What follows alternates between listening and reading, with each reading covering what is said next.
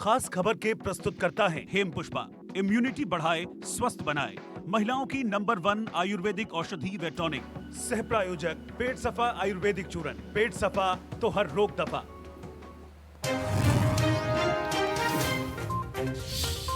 24 घंटे में देश में सामने आए 64,000 से ज्यादा कोरोना के मरीज, 1,000 से ज्यादा की मौत। अब तक 24.5 लाख से ज्यादा केस, एक्टिव केस 6,60,000।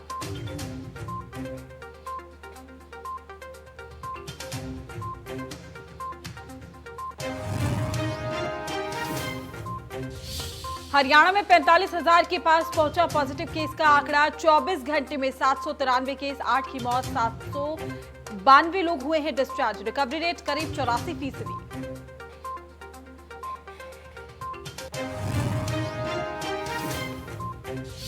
26 अगस्त से विधानसभा का मानसून सत्र बुलाने को कैबिनेट की मंजूरी। कैबिनेट ने सत्र को लेकर राज्यपाल को लिखा पत्र।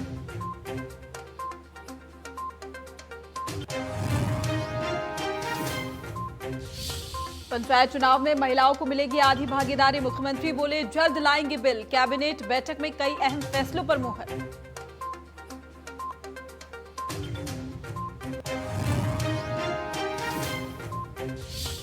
कोरोना के चलते 15 अगस्त को नहीं होंगे सांस्कृतिक कार्यक्रम। गृह मंत्री अनिल विज का बयान। स्वतंत्रता दिवस को लेकर अलर्ट है पुलिस महकमा।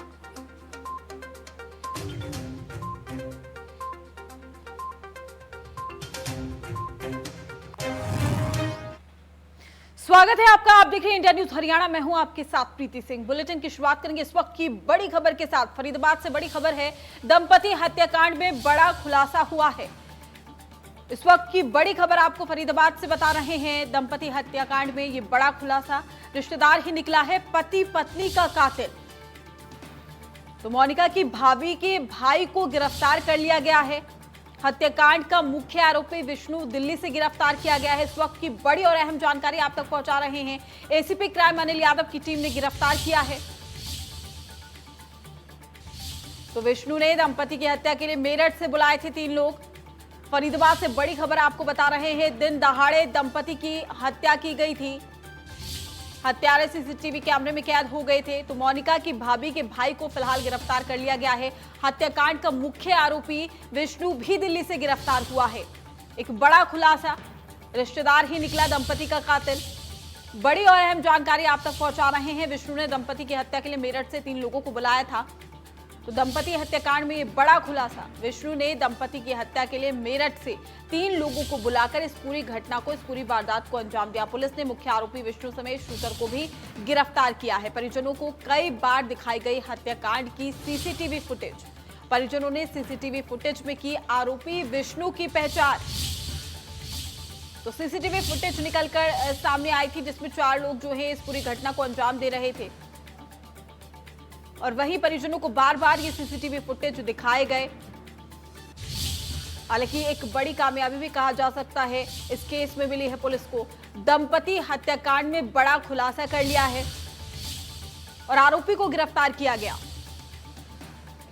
तो दंपति हत्याकांड में बड़ा खुलासा। फरीदाबाद से इस वक्त की बड़ी खबर आप तक पहुंचा रहे हैं। आरोपी विष्णु को हिरासत में लेकर सख्ती से पूछताछ की जा रही है। आरोपी ने बहन को सुखबीर द्वारा ब्लैकमेल करने की वजह बताई है। पूछताछ के दौरान तमाम बातें निकलकर सामने आई। पुलिस ने आरोपियों के पास से सारा सामान भी बरामद कर लिया है। आरोपियों से बरामद किए हैं सीसीटीवी कैमरा, लैपटॉप और फोन भी बरामद किया गया है। तो विष्णु ने दंपति की हत्या के लिए मेरठ से 3 लोगों को बुलाया था। दंपति हत्याकांड में ये बड़ा खुलासा। इस पूरी घटना को अंजाम दिया गया। दिन दहाड़े तकरीबन 45 मिनट तक घर में इस पूरी घटना को अंजाम देने के बाद बड़ी ही आसानी से जो आरोपी है बाइक पर सवार होकर आए थे और बड़ी ही आसानी से वो फरार हो गए। लेकिन अब इस पूरे मामले पर एक बड़ा खुलासा निकलकर सामने आया है कि रिश्तेदार ही निकला है दंपति का हत्यारा। दोपहर 1 बजे पुलिस करेगी हत्याकांड में प्रेस कॉन्फ्रेंस। तो बड़ी और अहम जानकारी आप तक पहुंचा रहे हैं। और साथ ही देखिए, ये जो तस्वीरें हम आपको दिखा रहे हैं, सीसीटीवी फुटेज जो निकलकर सामने आया था, किस तरीके से एंट्री ली थी, घर में घुसे थे ये बदमाश और इन 2 दंपति की जो हत्या है उसकी पूरी वारदात को अंजाम देने के बाद ये लोग वापस वहां से फरार हो गए। ये जिस वक्त घर में प्रवेश कर रहे थे, एंट्री कर रहे थे, एक एक करके ये बदमाश आए। ये चारों बदमाश घर में घुसे। दोपहर 1:31 पर ये लोग घर में घुसे थे और साथ ही हम आपको दो तस्वीरें दिखा रहे हैं। दूसरी तस्वीर में आप देखिए कि दोपहर 2:15 पर ये लोग बाहर निकले। तकरीबन 40 से 45 मिनट तक इस पूरी घटना को अंजाम दिया और उसके बाद बड़ी ही आसानी से हत्या करके फरार हो गए। और तस्वीरों में सीधे तौर पर देखा जा सकता है दिन के वक्त की ये पूरी घटना है। आसपास सन्नाटा यहां पर पसरा हुआ था। दंपति घर में अकेले थे और इसी कड़ी में लगभग 1:30 बजे ये लोग घर में घुसते हैं। पहली तस्वीर में आप देख सकते हैं और एक एक करके ये लोग घर में प्रवेश करते हैं। दूसरी तस्वीरों में आप देखते हैं कि ठीक उसी तरीके से ये लोग एक एक करके घर से बाहर निकलते हैं और बाइक पर सवार होकर ये लोग आए थे। और साथ ही हम आपको 3 तस्वीरें दिखा दें इस पूरी हत्याकांड की। अगर हम बात करें, एंट्री करते हैं दोपहर 1:30 बजे ये लोग घर में घुसे। तस्वीरों में आप देखिए किस तरीके से एक के बाद एक जो ये बदमाश है वो घर में प्रवेश कर रहे हैं। दूसरी तस्वीर में हम आपको दिखा रहे हैं कि दंपति की इनकी हत्या की गई, उस वक्त ये घर में अकेले थे। और साथ ही तीसरी तस्वीर आप देख सकते हैं कि दोपहर 2:15 पर इस पूरी घटना को अंजाम देने के बाद, हत्या करने के बाद ये आरोपी आराम से बड़ी ही आसानी से वहां से निकले।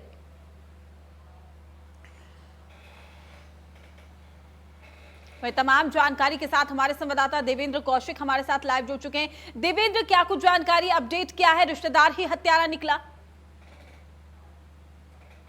बिल्कुल प्रीति, देखिए इस दंपति हत्याकांड में पुलिस की तरफ से बड़ा खुलासा किया गया है और इस खुलासे के पीछे कहीं ना कहीं जो सीसीटीवी फुटेज है वो एक अहम सबूत के तौर पर माना जा रहा था। इसके साथ साथ में एसीपी क्राइम अनिल यादव की तरफ से 3 टीमों को इस हत्याकांड के पीछे लगाया गया था कि इसका जल्द से जल्द खुलासा हो। और तमाम तरह का देखिए दबाव पुलिस पर भी था, चूंकि बड़ी आसानी से जिस तरह से 45 मिनट के करीब में 4 हत्यारे घर में घुसकर बड़ी आसानी से दंपति की हत्याकांड को अंजाम देने के बाद वहां से फरार हो गए थे। इसके बाद में खुद पुलिस कमिश्नर ओपी सिंह गांव में पहुंचे थे। गांव जसाना का ये मामला है और ये 11 तारीख के हत्याकांड को अंजाम दिया गया था, लेकिन रात को 9 बजे के बाद में इसका पता चल पाया था परिजनों को। उसके बाद अगले दिन से ही पुलिस की टीम लगातार कोशिश यही कर रही थी कि इस हत्याकांड को जल्द से जल्द इस गुत्थी को सुलझाया जाए और 3 टीमें बाकायदा क्राइम ब्रांच की लगाई गई थी। और इस बीच में ये बड़ा खुलासा हुआ है कि जो मृतका है मोनिका, उसकी जो भाभी है उसके भाई की तरफ से इस हत्याकांड को अंजाम दिया गया था और उसका नाम विष्णु है जो दिल्ली में रहता है। और लेकिन इसके साथ साथ में उसने इस हत्याकांड को अंजाम देने के लिए 3 शूटरों को मेरठ से बुलाया था और चारों 2 बाइक पर सवार होकर घटनास्थल पर पहुंचे थे, मौके पर पहुंचे थे और वहां आसानी से इस हत्याकांड को अंजाम देने के बाद करीब 45 मिनट वहां से फरार हो गए थे। अब उसके बाद में जिस तरह से ग्रामीणों से पूछताछ की गई, उस सीसीटीवी फुटेज को खंगाला गया तो सीसीटीवी फुटेज को ग्रामीण और परिजनों को दिखाया गया था। उसके बाद में परिजनों की तरफ से एक विष्णु जो कि मृतका मोनिका की भाभी का भाई था, उसकी पहचान की गई और उसको हिरासत में लेकर जब सख्ती से पूछताछ की गई तो उसमें ये सारे राज उसकी तरफ से उगले गए हैं। और जो विष्णु की तरफ से बताया गया है उसमें उसकी तरफ से कहा गया है कि जो सुखबीर है, मृतक है, उसकी तरफ से उसकी बहन को ब्लैकमेल किया जा रहा था और कुछ आपत्तिजनक फोटो उसके मोबाइल और फोन में थे। हालांकि विष्णु की तरफ से जांच में यह भी खुलासा किया गया है कि तमाम मामले में जो फोटो की बात थी आ रही है, आपत्तिजनक जो फोटो मोबाइल में थे उसको पहले भी उसकी तरफ से उन्हें डिलीट करने के लिए सुखबीर से कहा गया था। उसका फोन को लॉक को खोलने की कोशिश की गई थी, लेकिन वो उस मामले में कामयाब नहीं हुआ था और इस बात को लेकर पहले भी एक बार झगड़ा हो चुका था। लेकिन परिजनों को इस बात का बिल्कुल भी अंदाजा नहीं था कि इतना बड़े जघन्य अपराध को विष्णु अंजाम दे सकता है इस मामले में। और इसके बाद में अब जिस तरह से पुलिस ने खुलासा किया है, 2 दिन के बाद ही पुलिस ने विष्णु को हिरासत में ले लिया। उसके बाद में अब जो 3 शूटर हैं उनको भी अलग अलग जगह से गिरफ्तार किया है। पुलिस लेकर फरीदाबाद उनको पहुंच रही है और करीब 1 बजे पुलिस प्रेस कॉन्फ्रेंस करेगी और उसमें बाकी की जितनी और बाकी जानकारियां वो पुलिस की तरफ से दी जाएंगी। जी प्रीति। देवेंद्र, अगर बात की जाए कि मोनिका की भाभी का ये भाई है, क्या इस बात की जानकारी मोनिका की भाभी को पहले से थी कि इस पूरी घटना को अंजाम दिया जाएगा?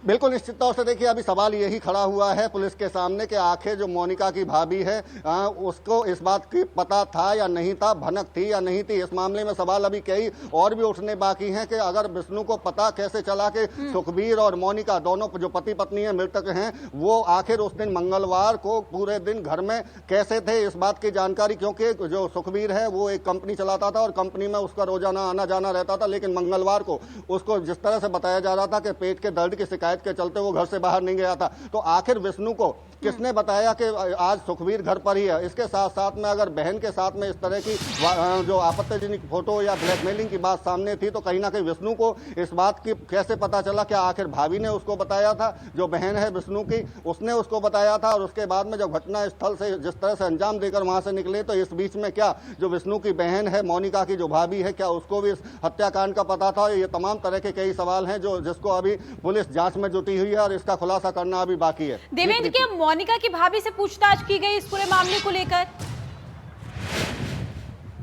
देखिए, निश्चित तौर से क्योंकि 2 दिन ही हत्याकांड को अंजाम देने के बाद 2 दिन निकले हैं, 2 दिन के बीच में जिस तरह से पुलिस ने आगे इस केस को बढ़ाया है और खुलासा किया है, तो विष्णु को गिरफ्तार करने के बाद में पहले उससे पूछताछ की जा रही है। चूंकि अभी 3 जो शूटर हैं उनको गिरफ्तार करके पुलिस फरीदाबाद लेकर पहुंच रही है, अभी हालांकि पहुंची नहीं है, 1 बजे तक पुलिस पहुंचेगी। इस बीच में आगे की जो, क्योंकि रिमांड पर इनको लिया जाएगा अदालत में पेश करने के बाद में, और तमाम तरह की जांच के बाद में ही ये खुलासा हो पाएगा कि आखिर कौन कौन इसमें और शामिल रहे हैं। अभी उसकी भाभी से, विष्णु की जो बहन है मोनिका की जो भाभी, अभी उससे पूछताछ नहीं की गई है, क्योंकि अभी पहले केस को खुलासा करना बेहद जरूरी था। और जो बिल्कुल संलिप्त इसमें सीधे संलिप्त है, उनकी अभी गिरफ्तारी की गई है, उनसे पूछताछ की जाएगी और पूछताछ के बाद में और कौन कौन लोग शामिल हैं। क्योंकि हम भी इस बात को सवाल जरूर उठा रहे हैं कि किस तरह से जब इस हत्याकांड को अंजाम दिया गया तो दिल्ली से विष्णु 3 शूटरों को लेकर अगर फरीदाबाद गांव जसाना पहुंचता है और उसको ये पता होता है कि सुखबीर और मोनिका उस दिन घर में ही है, इस बात की कैसे उनको पता था? चूंकि जब अगर सुखबीर की बात करें तो वो घर में नहीं रुकता था, वो रोजाना अपने काम पर जाता था, केवल 1 दिन की छुट्टी होती थी, लेकिन मंगलवार को वो घर पर था। तो इस बात की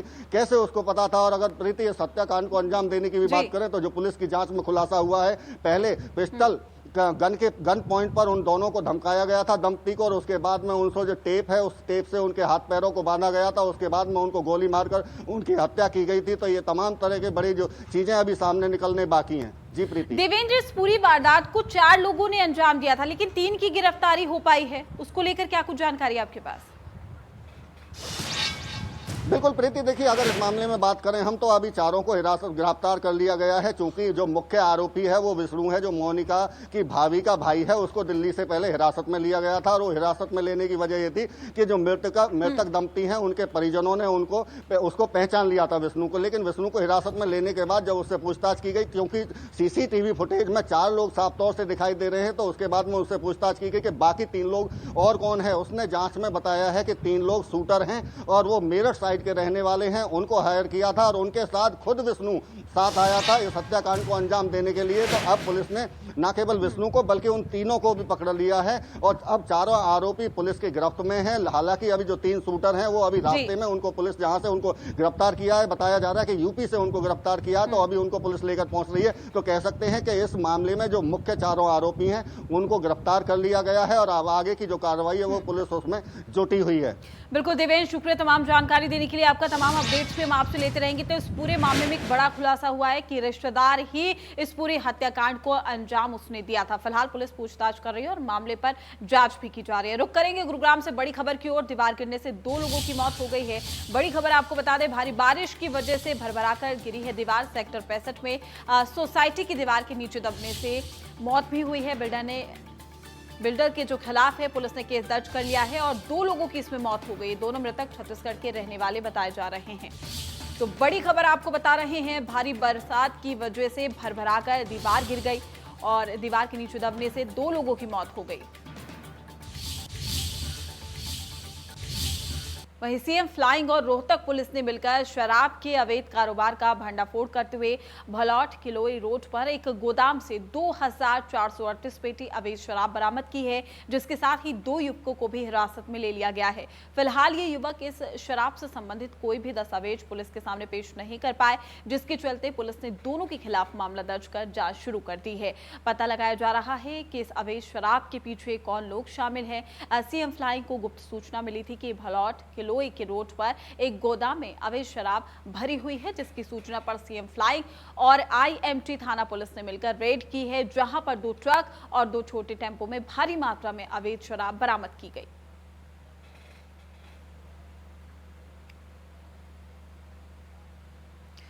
जाखल के कासमपुर गांव में पुलिस ने गश्त के दौरान एक नशा तस्कर को गिरफ्तार किया है और जिसके पास से 4000 नशीली गोलियां भी बरामद कर ली गई है। पकड़ा गया आरोपी बाइक पर नशे की तस्करी कर रहा था।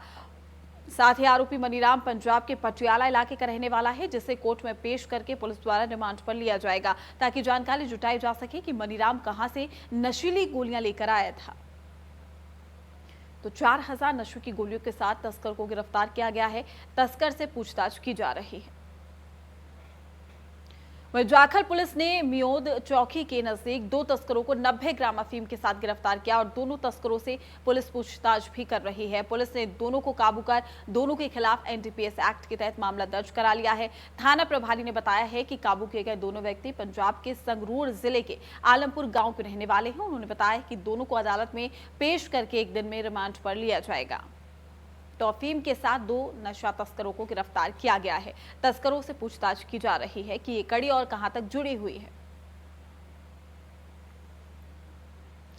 खबरों में आगे बढ़ेंगे, बात करेंगे कुरुक्षेत्र के शहबाद मारकंडा उपमंडल के शरीफगढ़ गांव के पास शराब से भरा कैंटर पलट गया, जिसमें अंग्रेजी शराब भरी हुई थी। कैंटर अंबाला से पानीपत जा रहा था। मौके पर शहबाद थाना के एसएचओ देवेंद्र कुमार ने पहुंचकर यातायात सामान्य करवाया। घायल कैंटर ड्राइवर को शहबाद मारकंडा के सरकारी अस्पताल में दाखिल कराया गया है। तो शराब से भरा हुआ कैंटर पलटा है। अंबाला से पानीपत ये कैंटर जा रहा था, जिस दौरान ये पूरा हादसा हुआ।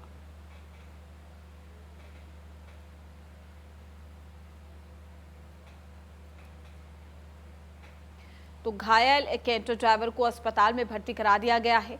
फिलहाल उसका इलाज जारी है। कुरुक्षेत्र में शराब से भरा हुआ कैंटर पलटा।